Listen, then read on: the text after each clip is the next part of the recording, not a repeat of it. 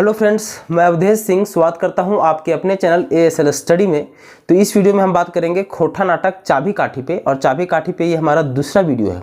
इसके पहले की वीडियो में हमने चाबी काठी के पहला दृश्य का चर्चा किया था, साथ ही साथ कुछ इंपॉर्टेंट फैक्ट्स को लिया था जहाँ से क्वेश्चन उठाए जा सकते थे। तो बेसिकली इस वीडियो में हम चाबी काठी के दूसरा और तीसरा दृश्य का चर्चा करेंगे। अच्छा, एक चीज़ और कि खोटा नाटक के अंतर्गत ही उद्भासल करना आपका समाप्त हो चुका था, जिसमें 11 दृश्यों का हम चर्चा किए थे, साथ ही साथ कुछ क्वेश्चन को भी लिए थे। तो अगर चाबी काठी का पहला वीडियो और उद्भासल कर्ण का वीडियो अगर आपने नहीं देखा है, और अगर आप JCC CGL की तैयारी कर रहे हैं, तो आपको मैं यह सुनिश्चित कर दूं कि मैथ का, रीजनिंग का और खोटा का निःशुल्क क्लासेस आपको इस चैनल पे अवेलेबल करवाया जा रहा है। तो आप इन वीडियोज़ को देख के फ़ायदा उठा सकते हो, लाभ उठा सकते हो।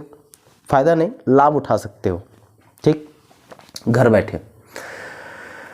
एक चीज़ और है कि शाम को आपको मैथ का वीडियो मिलना था, लेकिन नहीं मिल पाया किसी कारणवश। अब बोलो भी क्या, हो सकता है कि कुछ लोगों को लगे कि बस मैं एक्सक्यूज बना रहा हूँ, लेकिन ये चीज़ अगर आप फील कर रहे होगे तो पहले मैं अल्टरनेट डेज पे वीडियो डाला करता था, फिर मैं पर डे के बेसिस पे वीडियो डालने का कोशिश किया, और फिर मैं एक दिन में 2-2 वीडियो डालने की कोशिश कर रहा हूँ। इन सब के पीछे बस मेरा एक ही रीज़न है। क्या रीज़न है सर? वो रीज़न है कमिटमेंट का, कि जो हम आपसे कर चुके हैं। JCC CGL के अंतर्गत मैथ, रीजनिंग और खोटा के निःशुल्क क्लासेस अवेलेबल करवाने का कमिटमेंट, ठीक। और हम प्रयासरत भी हैं। तो मैं आपको सुनिश्चित कर दूं कि आपके एग्जाम्स स्टार्ट होने के कम से कम 20 से 25 दिन पहले आपका मैथ का, रीजनिंग का और खोटा का पूरा सिलेबस कंप्लीट करवाने का गारंटी हमारा है। तो थोड़ा मोड़ा बीच बीच में कुछ हो जाते हैं इशू, लेकिन मैं कोशिश करूंगा कि इसको ओवरकम करूं, और ना के बराबर, मतलब एररलेस, मतलब एरर फ्री। एरर फ्री कहने का मतलब क्या हुआ कि ये जो बीच बीच में आप देखते हो कि वीडियो अपलोड नहीं हुआ, ये जो चीज़ हुआ, इन सभी चीज़ों को मैं ओवरकम करने का कोशिश कर रहा हूं। और मुझे उम्मीद है और मेरा ये कोशिश रहेगा कि अब से आपको शायद इस तरह की शिकायत नहीं मिले, ठीक। तो चलिए चलते हैं दूसरे चाबी काठी के इस दूसरे वीडियो में, जिसमें हम दूसरा दृश्य और तीसरा दृश्य का चर्चा करेंगे। एक बात बस मैं आपको रिमाइंड ये करवा दूं कि चूंकि ये नाटक का मंचन चल रहा है, तो आपको सोचना कैसे है सर, इस चीज़ों को मैं उद्भासल कर्ण नाटक से ही बोलते आ रहा हूँ कि जब भी नाटक आपको पढ़ाया जाता है या समझाया जाता है, तो बस आपके दिमाग में एक चीज़ चलना चाहिए कि स्टेज का डेकोरेशन हुआ है, लाइटिंग लगा हुआ है, साउंड लगा हुआ है और नाटक का मंचन चल रहा है।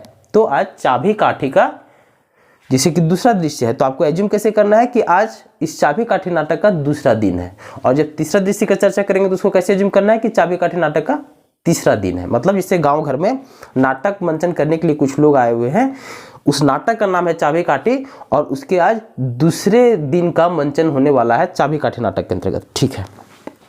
तो यहाँ मैंने जो लिखा है उसको पहले मैं यहाँ डिटेल कर दूँ, क्या लिखा मैंने ऊपर में। सबसे मैंने, जैसे कि मैं लिखते आया हूँ उद्भासल कर्ण से ही, मेरा यही तरीका रहा है कि सबसे पहले मैं जो मुख्य पात्र है, मुख्य पात्र मैं क्यों सबसे पहले नोटिफाई करता हूँ, क्योंकि ये जो स्टोरी है ओवरऑल, ये जो नाटक है ओवरऑल, इस नाटक में किसका किसका रोल है, मतलब कौन से व्यक्ति हैं जो इसमें रोल प्ले कर रहे हैं, ये चीज़ आपके दिमाग में क्लियर होना चाहिए। तो ये जो दूसरा दृश्य है, इसमें मुख्य पात्र है सुहागी और शंभू। सुहागी कौन है सर? तो सुहागी जो है ये शंभू की माँ है, ठीक। तो सुहागी और शंभू बस एक स्त्री है जो कि सुहागी का रोल प्ले कर रही है, और एक पुरुष है जो कि शंभू का रोल प्ले कर रहा है, और यही दोनों जो है ये मुख्य पात्र है दृश्य 2 के, मतलब दूसरा दृश्य के, ठीक है। यहाँ मैंने ब्लू कलर में जो लिखा है वो दूसरा दृश्य का संक्षेपण में लिखा है, संक्षेपण सार लिखा है, दूसरा दृश्य का संक्षेपण सार। और यहाँ आप जो देख रहे हो सुहागी, शंभू, सुहागी, और फिर ब्लैक कलर में लिखा हुआ, ये मैंने इंपॉर्टेंट स्टेटमेंट्स लिखे हैं दूसरा दृश्य से, जहां से क्वेश्चन पूछे जा सकते हैं। क्योंकि मैं शुरू से उद्भासल का नाटक से यही करते आया हूं कि इंपॉर्टेंट फैक्ट्स तो आपके नाटक से पूछे जाते ही हैं सर, साथ ही साथ स्टेटमेंट से भी क्वेश्चन अराइज किया जाता है। तो मैं ये बिल्कुल नहीं चाहूँगा, और आप भी नहीं चाहोगे कि आपने कोई नाटक पढ़ा बहुत ही शिद्दत से, और उसका कोई प्रश्न आप at the time of examination आपसे अगर सॉल्व ना हो तो फिर तकलीफ और दुख होता है। तो मैं वैसा कोई भी स्कोप नहीं छोड़ूंगा जहाँ से आपका एक भी क्वेश्चन छूटे। तो स्टेटमेंट से भी क्वेश्चन पूछे जाते हैं, इसीलिए जो इंपॉर्टेंट स्टेटमेंट्स होता है उसको मैं इंक्लूड करता हूं अपने हर वीडियो में। तो ये दूसरा दृश्य, और फिर नीचे लिखा हुआ है तीसरा दृश्य, उसका ये संक्षेपण सार, और फिर यहाँ पे इंपॉर्टेंट स्टेटमेंट्स तीसरा दृश्य थे। तो चलिए स्टार्ट करते हैं। सबसे पहले क्या है कि दूसरा दृश्य का मुख्य पात्र है सर सुहागी और शंभू। ठीक, दो व्यक्ति है जो कि दूसरे दृश्य मतलब दूसरा दिन जो नाटक का मंचन चल रहा है, यही दो है सुहागी और शंभू जो कि इसमें रोल प्ले करेंगे, मंचन करेंगे नाटक का। ठीक है, सबसे पहले देखते हैं कि संक्षेपण सार क्या है इसका, उसके बाद हम इसका डिटेलिंग भी करेंगे। सबसे पहले संक्षेपण सार देखते हैं कि क्या है, दूसरा दृश्य में क्या नाटक होने वाला है या ओवरऑल क्या नाटक होता है। तो शंभू के माय क्या लिखा हुआ है कि शंभू के माय सुहागी, मतलब सुहागी कौन होती है, तो सुहागी जो है ये शंभू की माँ है। कि शंभू के माय सुहागी शंभू के कोसो है, शंभू के कोसो है, काहे कि शंभू पढ़ लिख के भी आज बेरोजगार है।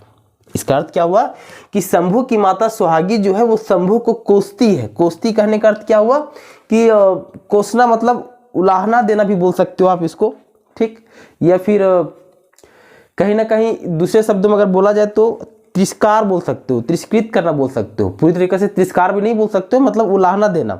मतलब उलाहना देने को आप आसान शब्दों में कैसे समझ सकते हो, जैसे कि आपको किसी काम को करने के लिए आपको ट्रेंड करके दक्ष बनाया गया। ठीक, जैसे मान लो कि आपको एक सॉफ्टवेयर इंजीनियर बनाना है, सॉफ्टवेयर इंजीनियर बनाया गया। ठीक, और सॉफ्टवेयर इंजीनियर बनाने के लिए आपको पूरा ट्रेनिंग किया गया, बाकायदा पूरा एजुकेशन दिया गया, और फाइनली पूरा जब एजुकेशन दे दिया गया उसके बावजूद पता चला कि आप सॉफ्टवेयर इंजीनियर तो छोड़ दो, आप एक छोटा सा प्रोग्रामिंग भी नहीं कर पाते हो, या छोटा सा प्रोग्रामिंग का लैंग्वेज भी नहीं समझ पाते हो। या फिर मान लो आपको इलेक्ट्रिकल इंजीनियर बनाया गया और आपको पता चलता है छोटा सा कहीं का तार भी नहीं जोड़ पाते हो, तो क्या होता है, उसको बोला जाता है कि फिर लोग आपको कोसना स्टार्ट कर देते हैं कि जिस चीज के लिए तुमको दक्ष बनाया गया वही चीज करने में तुम असफल हो, या वही चीज तुम नहीं कर पा रहे हो। मतलब क्या होता है, उसको कोसा जाता है। तो वही चीज यहाँ बोल रहा है इस नाटक में कि शंभू के माय सुहागी शंभू के कोसो है, काहे की, काहे की मतलब क्योंकि, काहे की खोटा में बोलते हैं, उसका हिंदी में अर्थ क्या होता है क्योंकि। काहे की शंभू पढ़ लिख के भी आज बेरोजगार है। शंभू की माता सुहागी जो है वो शंभू को कोसती है क्योंकि शंभू पढ़ लिख के भी आज के डेट में बेरोजगार है, जो कि वास्तविकता में देखा जाए तो आज बहुत सारे युवाओं का यही हाल है कि पढ़े लिखे हैं, प्रतिभा भी है, लेकिन बेरोजगारी का आलम है महोदय। अब इसमें गलती सरकार का बोले, कर्म का बोले, किस्मत का बोले, खैर पढ़ लिख के भी बेरोजगार है। आगे क्या लिखा हुआ है कि सुहागी शंभू के कहो है, मतलब सुहागी जो है ये शंभू को कहती है, कहो है कि तोरा मानुष बनावे के हम कते प्रयास कैली, मकिन, मकिन का अर्थ क्या होता है, किंतु या परंतु। ठीक, कि सुहागी शंभू के कहो है कि तोरा मानुष बनावे के हम कते प्रयास कैली, मकिन तू मानुष नाय बन पेले। मतलब क्या हुआ कि सुहागी जो है ये शंभू से कहती है कि तुमको मनुष्य बनाने के लिए हम कितना प्रयास किए लेकिन तुम मनुष्य नहीं बन पाए। मनुष्य बनने का अर्थ यहाँ क्या हुआ सर, मनुष्य बनने का अर्थ यहाँ ये बिल्कुल नहीं हुआ कि तुमको एक इंसान बना, मतलब इंसान इन द सेंस, देखो मनुष्य पहले और आज भी एक सही मानुष की, पहले के डेट में खास करके गांव घर में मानुष शब्द का इस्तेमाल किया जाता था। मानुष शब्द का इस्तेमाल किसके लिए किया जाता था, एक योग्य व्यक्ति, एक सुशिक्षित व्यक्ति के लिए मानुष शब्द का इस्तेमाल किया जाता था। वह सुशिक्षित होता था, पढ़ा लिखा होता था, और वह किसी भी काम को करने में योग्य होता था।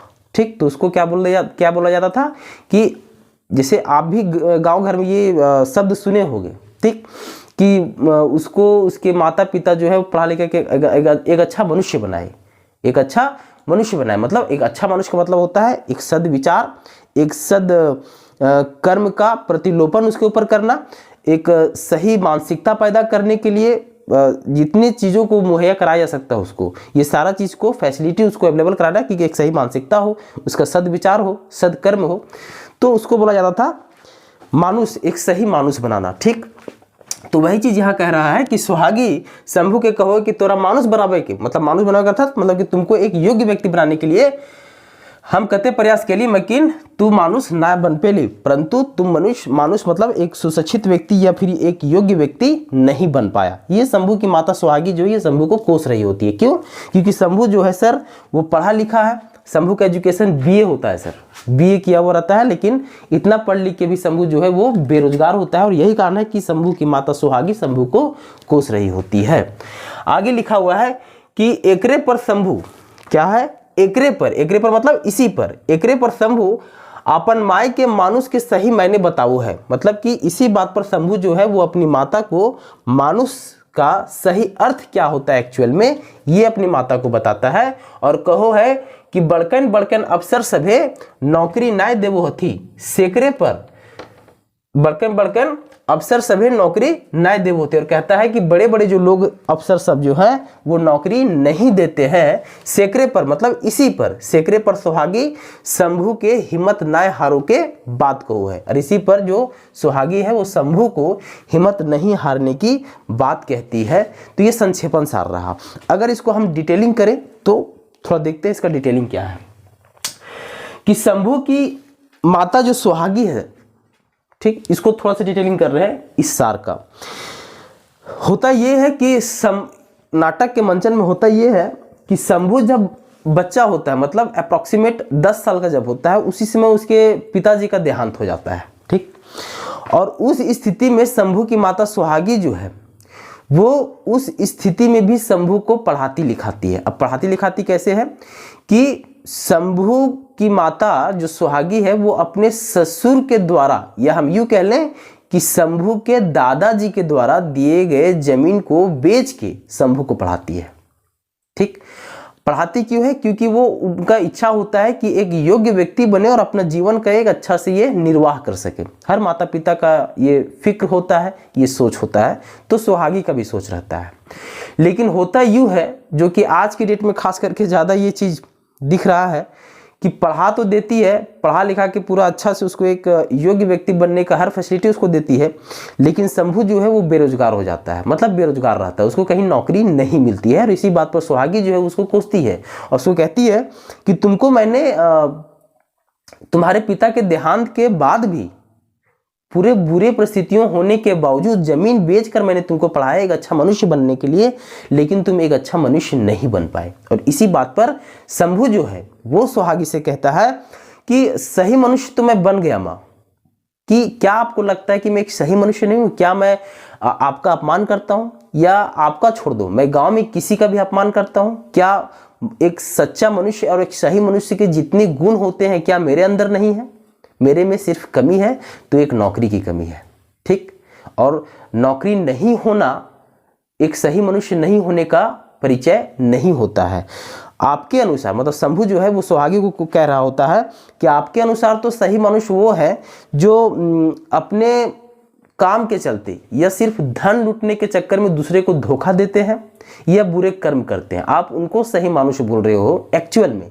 लेकिन शंभू फिर बताता है कि मानुष उसे नहीं कहा जाता है कि जो अपने स्वार्थ के सिद्धि के लिए दूसरों का उपयोग करे, बल्कि सच्चा मानुष या एक सही मानुष जो है वो उसको कहा जाता है जिसमें दया भावना हो, जिसके दिल में करुणा हो, जो दूसरों के सुख दुख के प्रति निष्ठा भाव रखे, जो दूसरों को दुख को समझ सके, उसको एक सही मनुष्य कहा जाता है। और मुझे लगता है कि मुझ में ये सारे गुण है। ये चीज जो है शंभू अपने माता सुहागी को कहता है, ठीक।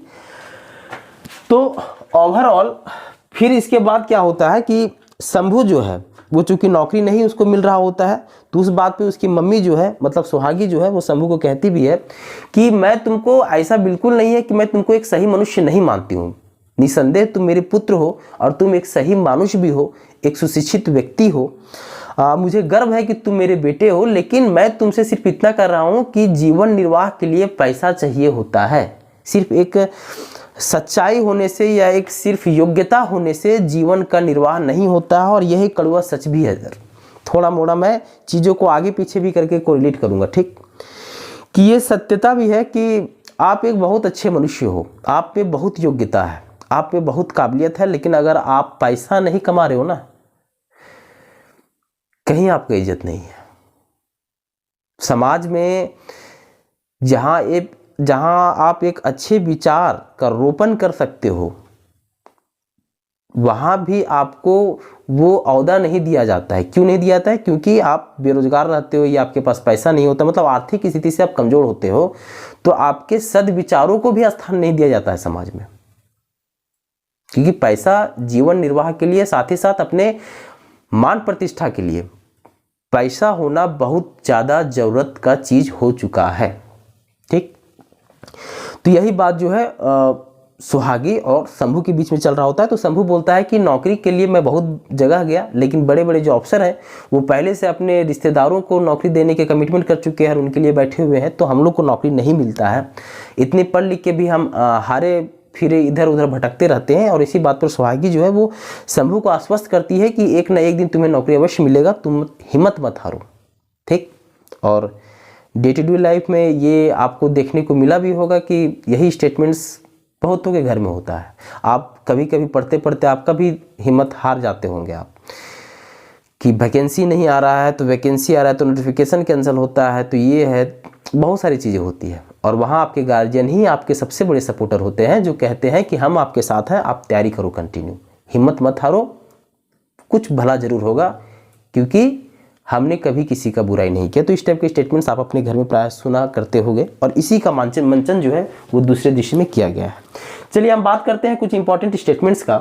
जैसे पहला स्टेटमेंट सुहागी का है कि बेटा तोरा झूठे एते पढ़ेली रे, 10 बछरेक नाय हले तखन तोर बाप मोर गलथुन तब हम तोरा पढ़ेली। मतलब इसमें क्वेश्चन कैसे पूछा जा सकता है सर? तो क्वेश्चन आपसे पूछा जा सकता है कि बेटा तोरा झूठे एते पढ़ेली रे, 10 बछरेक, बछरेक का अर्थ क्या होता है कि 10 वर्ष, बछरे का मतलब होता है वर्ष, कि 10 बछरेक नाय हले तखन तोर बाप मोर गलथुन तब हम तोरा पढ़ेली। एक्चुअल में ये स्टेटमेंट क्या बोल रहा है कि सुहागी जो है वो शंभू से कहती है कि बेटा मैंने तुझे झूठ का पढ़ाया, जब तुम 10 साल के भी नहीं थे उसी समय तुम्हारे पिता का देहांत हो गया और फिर मैंने तुमको पढ़ाया अपनी हिम्मत पर। ठीक। तो क्वेश्चन इसमें पूछा जा सकता है कि ये जो स्टेटमेंट है कि बेटा तोरा झूठे एते पढ़ेली रे, 10 बछरेक नाय हले तखन तोर बाप मोर गलथुन तब हम तोरा पढ़ेली, ये किसके द्वारा बोला गया और किसको बोला गया, ऐसा क्वेश्चन आपसे पूछा जा सकता है। तो ये सुहागी के द्वारा बोला गया था और शंभू को बोला गया था। ठीक। अगला शंभू का स्टेटमेंट है कि मानुष भेले हृदय चाहिए और नाय तो मानुष और गोरु फर्क नाय। अच्छा, यहाँ जो गोरु लिखा हुआ है, गोरु का अर्थ क्या होता है सर? गुरु, खोटा में गुरु इसको बोल दिया जाता है। गुरु का अर्थ क्या होता है? जिससे शंभू क्या बोल रहा है कि मानुष भेले हृदय चाहिए और ना तो मानुष और गोरु फर्क ना है। मतलब कि शंभू क्या कहता है कि मनुष्य वही होता है जिसमें हृदय होता है, एक हृदय, एक सही हृदय का वासना होता है, वास होता है, एक सही हृदय का वास होता है। तो और अगर नहीं है उसमें सही हृदय, सही सोच, दया, करुणा अगर एक इंसान में नहीं है तो वो फिर मनुष्य में और गोरु में, गोरु मतलब जानवर में, कि मनुष्य में और जानवर में फिर फर्क क्या है, तो ये बोलता है शंभू।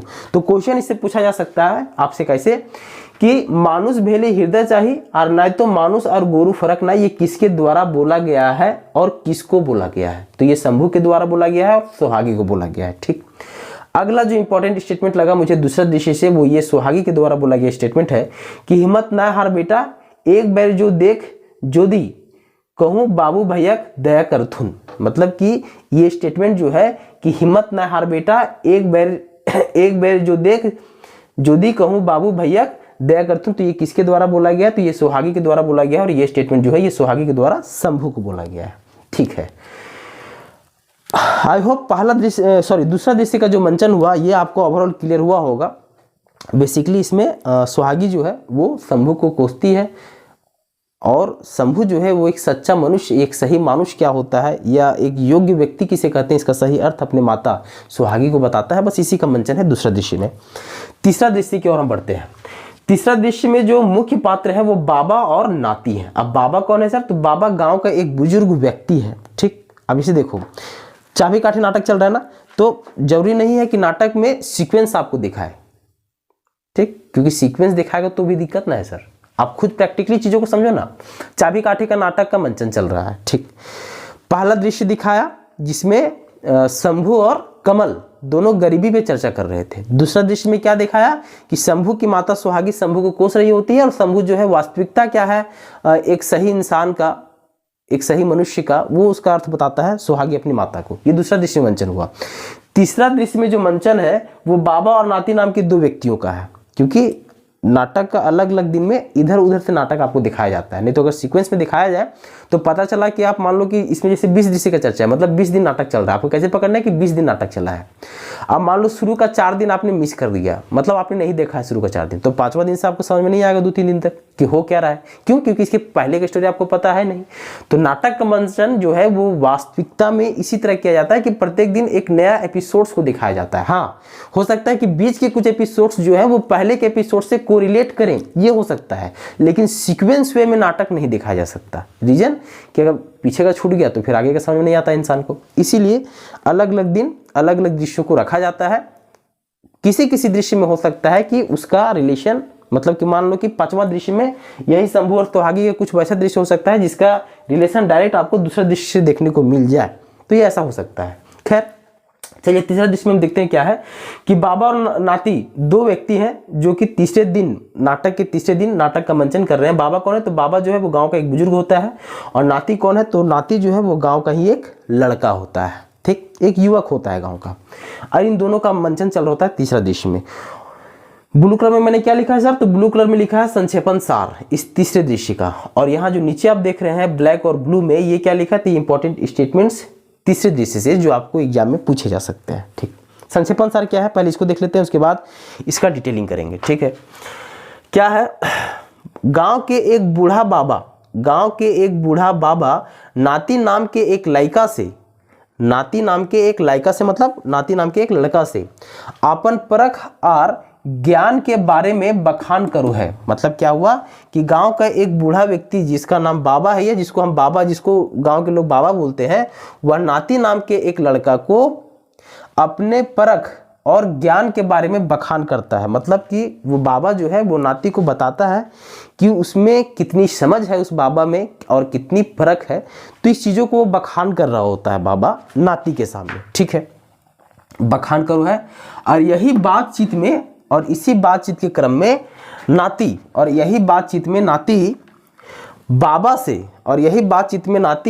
बाबा से कालू राम के इतना अमीर हुए के कहानी पूछो है, और बाबा कालू राम के असल सच्चाई बताओ है।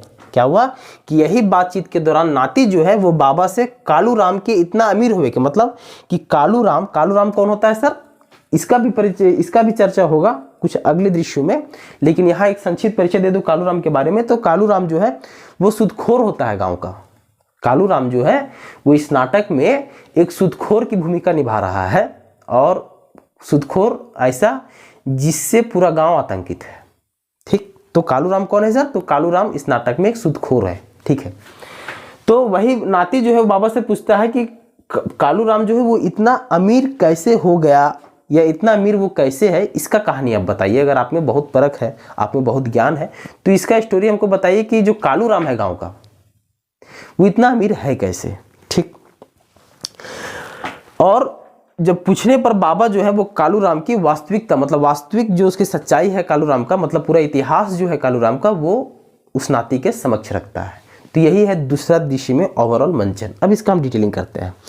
होता यूँ है कि बाबा जो एक बूढ़ा व्यक्ति होता है, एक बुजुर्ग व्यक्ति होता है गांव का, वो नाती से ये कहता है कि आजकल के लड़का सब अपने ज्ञान और अपने मान के सामने दूसरों को तुच्छ समझते हैं, या दूसरों को नहीं के बराबर समझते हैं, खास करके आजकल के युवक सब। ये चीज़ कह रहा होता है बाबा किससे? नाती से। और देखा जाए तो पहले के लोग, हम लोग जमाने के लोग, ये स्टेटमेंट है बाबा का।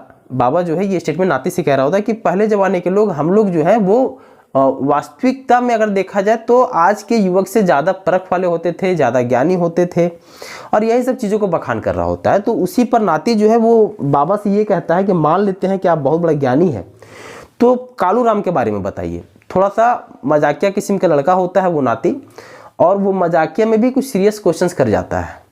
ठीक, तो वो एक क्वेश्चन करता है कि कालू राम के बारे में बताइए, क्योंकि आपका एज भी बहुत ज़्यादा है तो आपको इतिहास पता ही होगा, क्योंकि इसी गांव का है कालू राम। तो कि कालू राम का इतिहास क्या है, वो इतना अमीर है कैसे, गांव के सभी लोगों से सबसे ज़्यादा अमीर वो है कैसे आज की डेट में।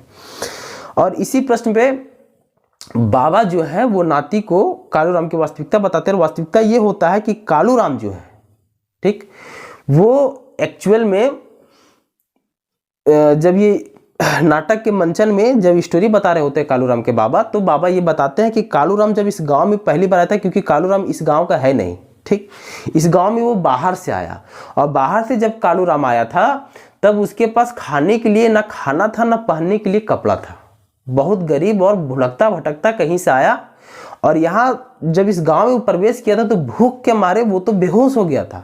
वो तो हम लोग गांव वाले, ये चीज़ जो है स्टोरी मैं थोड़ा सा डिटेलिंग कर रहा हूँ, ये जो स्टेटमेंट में बता रहा हूँ ये बाबा नाती को बता रहा होता है कालूराम के बारे में, कि जब वो इस गाँव में आया, चूंकि इस गाँव का वो व्यक्ति नहीं है कालूराम, वो इस गाँव में आया था तो भूखा था, खाने के लिए खाना नहीं था, पहनने के लिए कपड़ा नहीं था, भूख के मारे वो बेहोश भी हो गया था जब पहले दिन वो इस गाँव में आया था। फिर हम लोग दौड़े, पानी उनी उस पे उसके चेहरे पे लगाए, उसको पानी पिलाए, फिर उसको होश मिलाए, तो उसके पास कुछ नहीं था। फिर भी आज की डेट में अगर वो सबसे बड़ा धनी है तो उसके पीछे ये उसका एक इतिहास ये था कि महतो सब जो इस गांव के थे वो गोरखी के लिए, गोरखी किसको बोला जाता है, जैसे कि आपके घर में 4 5 10 जानवर है तो चरवाहा रखते हो ना आप एक अपने गाय भैंस को चराने के लिए, तो उसी को गोरखी कहा जाता था, ठीक, कि चरवाहा के रूप में इस कालूराम को वो नियुक्त कर लेते हैं, ठीक, और कुछ इसको पैसा देते हैं उसके चरवाहे के बदले में, क्योंकि वो उनके जानवरों को चराता था दिन भर, तो इसके एवज में महतो सब जो है वो इस कालूराम को पैसे देते थे, और कालूराम क्या करता था कि इस पैसे को कलेक्ट करके और थोड़े थोड़े थोड़े थोड़े करके गांव वाले को सूद के रूप में दिया करता था उसी समय से। जैसे मान लो इसको 10 रुपया मिला 1 महीना का, तो उसमें 2 रुपये किसी को दिया, 4 रुपये किसी को, 1 रुपया किसी को, तीसरा वो सूद लगाता था, और वही सूद वो फिर अगला महीना सबसे वसूला करता था। और यही चीज चलते रहा, और चलते चलते अगले 5 सालों में कालूराम ने सूदखोरी का बस एक दुकान ही खोल लिया। मतलब महतो के यहाँ से जो गोरखी, मतलब जो चरवाहे का काम करता था कालूराम, वो चरवाहे का काम छोड़ के और दुकान, गाँव में एक दुकान ही खोल लिया सूदखोरी का, और यही सूद के पैसा से कालूराम जो है वो इतना बड़ा व्यक्ति बना है, जबकि कालूराम इस गांव का भी नहीं है।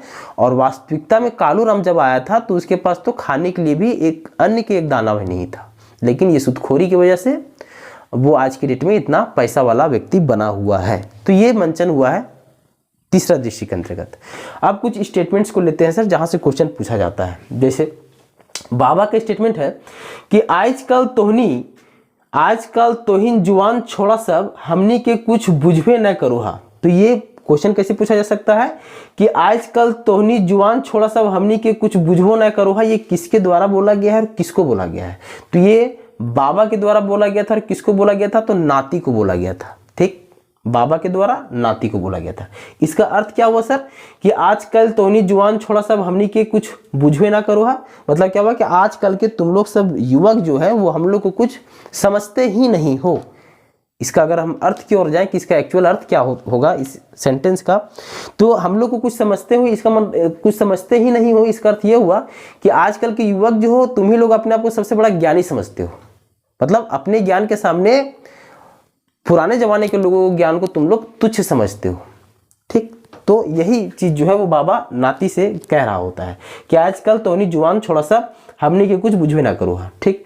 अगला मैंने बाबा का ही स्टेटमेंट लिया है जहां से क्वेश्चन पूछा जा सकता है, क्योंकि बाबा का ही स्टेटमेंट तीसरा दृष्टि मुझे इंपॉर्टेंट लगा, जहां से क्वेश्चन आपसे राइज किया जा सकता है कि हमनी ऐसी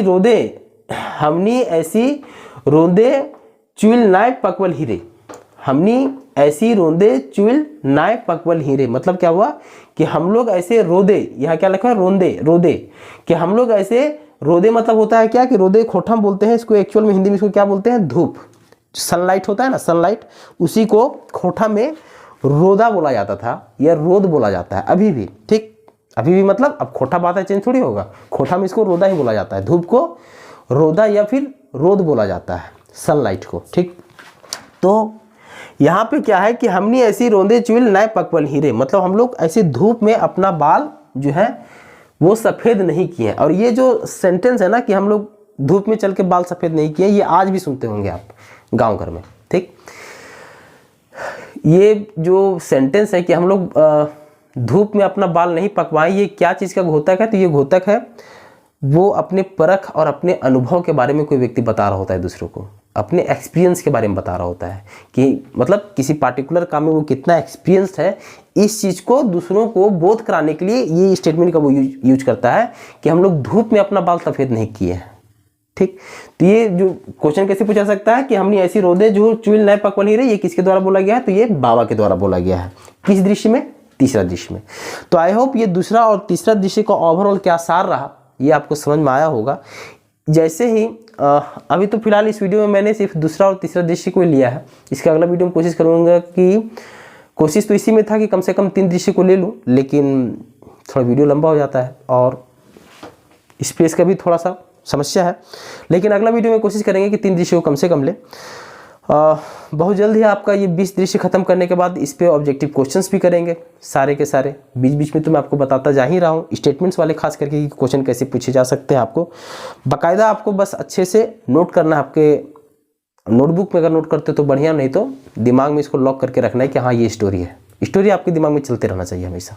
ठीक है, शाम को आपको मैथ का वीडियो मिल जाएगा, निस्संदेह रहिए, निश्चिंत रहिए।